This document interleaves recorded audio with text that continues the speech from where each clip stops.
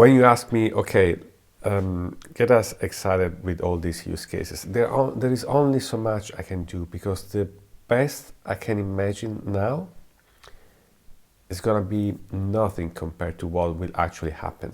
And this has already happened in the past with the internet. So we started this conversation with my background. So I was doing was the CTO, one of the first internet service providers. Then I want to work for Cisco. And Cisco back in the 90s was like the biggest player in that space. It was the computer networking vendor that got the biggest share of the market. So I was working at Cisco, and toward the end of the 90s, we aired our first commercial on TV in the US, and we got all very excited because that made us very, very proud. And I was able to find a copy on the internet. So it's first of all, it's a kind of square. It's not like the 16:9 ratio that we're used to these days. It was like the older one, and it's a low resolution. And so, I don't know, you might remember it. Some people probably will remember it.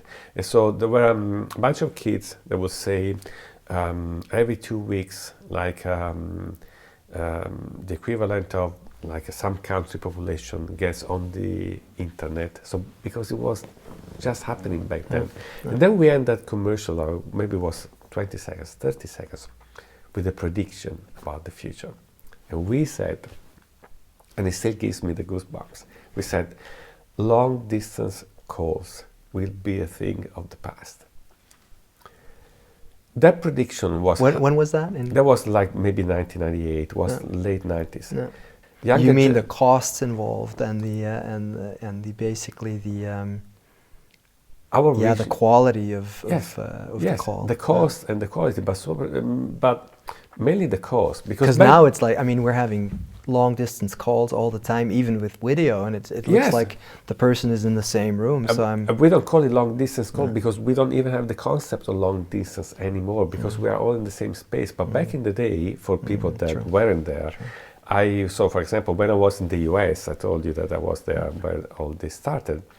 I used to call my girlfriend only once a week, and she would call me the alternate week because it was so expensive. So I could only get on the phone with her for 5 minutes once a week, and we would split the cost by doing it alternate weeks. A lot of young people won't remember those coin phones. Yes. I remember actually going from Switzerland to the US, for example. I did that with a friend of mine, and we were on the road. We bought a Chevy. It was a custom Chevy van, kind of, where we could sleep in the back. We bought that in Orlando, and then for 6 months we traveled and toured through the US. And I remember I had the instruction from my parents to call home regularly, but I would always do that on a return call. Yes. Right? Because I didn't always have enough coins Absolutely. to put in the machine. Yes. So you called, and they had to confirm that they would take your call and pay for it. Yes. And it was expensive. Yes, I remember that. But they told me to call. Yes, so. I had to teach. So of course my parents didn't speak English, so I had to explain to them, look, if you get a call, there's a person that speaks English and you don't understand, you just say yes, please. Because I was doing the same. So why I'm bringing that up? Because that prediction was 100% accurate. That is what actually happened over the past 20 years. But we were Cisco. We were right in the middle of it. We are the best at it. And that's all we came up with.